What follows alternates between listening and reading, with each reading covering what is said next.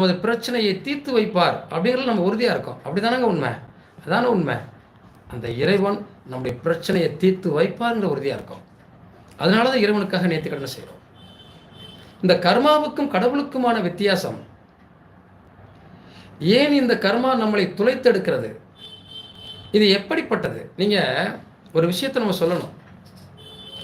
சிவபெருமானை சனீஸ்வர பகவான் பிடிக்க வருகிறார் என்றவுடன் பாதாளத்தில் சாக்கடை கீழே போய் ஒழிஞ்சுக்கிட்டாருன்னு சொல்லுவாங்க. அவர் அந்த காலக்கெடு முடிந்து வெளியே வந்தபோது, நீ எல்லாரையும் பிடித்து விட்டாயே, என்னை பிடிக்க முடிந்ததா அப்படின்னு கடவுள் கேட்கிறார். அப்போ சனீஸ்வர பகவான் என்ன சொன்னார்? பகவானே, நீங்கள் எங்கு இருக்க வேண்டியவர்? சிவலோகத்தில் இருக்க வேண்டிய ஒரு சிவபெருமான், தியானத்தில் இருக்கக்கூடிய சிவபெருமான், நான் கிரகம், நீங்கள் கடவுள். இந்த கிரகம் நான் தான் கர்மா, கர்மா தானே சனி, கர்மக்காரன் தானே பேரு. அப்போ நான் பிடிக்க வருகிறேன் என்று பயந்து கொண்டு நீங்கள் பாதாளத்தில் ஒளிந்து கொண்டதாக சொல்லவில்லை.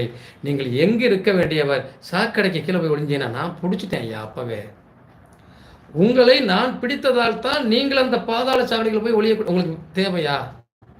இறைவன் அப்படி போய் ஒளியன்னு தேவையா? என்னுடைய பார்வை பட்டது, நான் உங்கள் மேலே பிடிச்சிட்டேன் உங்களை, அதனால தான் நீங்கள் அந்த காலம் வரை அதை அனுபவித்தீர்கள்.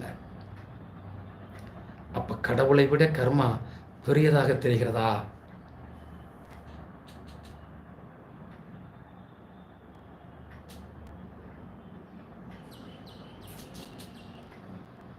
அற்புதமாக சொல்றார் நம்ம நண்பர். கர்மா என்பது கடைசி பிறவி, பாவம் புண்ணியம், கடவுள் தான் சரியானவர் அப்படின்னு. நிச்சயமாக அதை நான் மறுக்கவில்லை. இந்த கர்மாவையும் குறைக்கும் வல்லமை கடவுளுக்கு உண்டா இல்லையா? இந்த கர்மா கொடியது அப்படிங்கிறத உணர்த்துறதுக்காக சிவபெருமான் காட்டின வரலாறு தானே தவிர சனியை பார்த்து பயந்து ஒளிந்தார் என்பதை நாம் எடுத்துக்கொள்ள முடியாது. சரி, இன்னொரு விஷயம், சனீஸ்வர பகவான்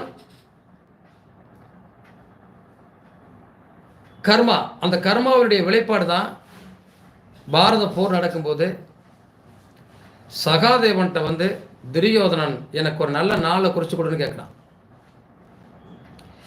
எந்த ஒளிவு மரபுமின்றி அந்த நாளை குறித்து கொடுக்கிறார் சகாதேவன். இந்த நாளில் நீ போருக்கு போ, ஜெயிச்சிருவே அப்படின்னு. அப்போ எல்லாரும் கேட்குறாங்க, எதிரிக்கு போய் ஒரு நல்ல நாளை குறித்து கொடுத்துட்டியே. துரோகியாக இருந்தாலும் எதிரியாக இருந்தாலும் சாஸ்திரம் சொல்லக்கூடியவர்கள் தவறு செய்யக்கூடாது. ஜோதிடர்களுக்குள்ள விஷயம்தான்.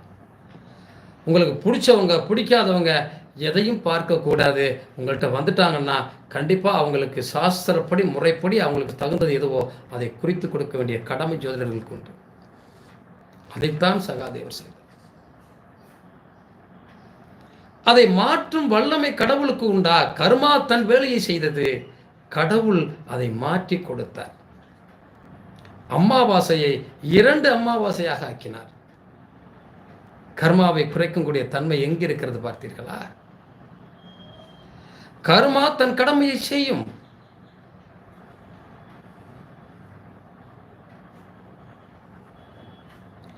அப்போ இந்த விஷயத்தை தீர்மானிக்கிறதுக்கு அழகா ஐயா சொல்லியிருக்காரு, சனீஸ்வரிடம் இருந்து தப்பிக்க அல்ல, தனிமையில் தியானம் செய்ய செல்ல சிவன்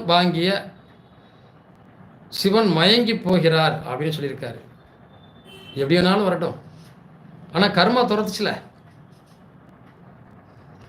அங்கே. அது 2 அம்மா, அதுதான் சொல்றது. அது குறைக்கக்கூடிய வல்லமை கடவுளுக்கு ஏதாவது ஒரு வகையில் உண்டு, ஆனால் இல்லாமல் போகாது.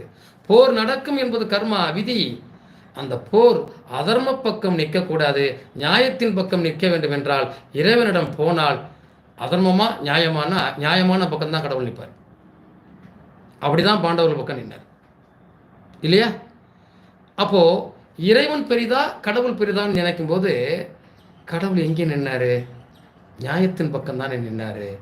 அப்போ இந்த வெற்றி வாய்ப்புக்குரிய நாளை அவன் குறித்து விட்டான். இந்த அமாவாசையை 2 அமாவாசையாக மாற்றி சூழ்ச்சியின் பக்கம் வெற்றியை பெற செஞ்சார் இல்லையா? சரி, இது மட்டும் கர்மாவை தீர்மானிக்கிறதா?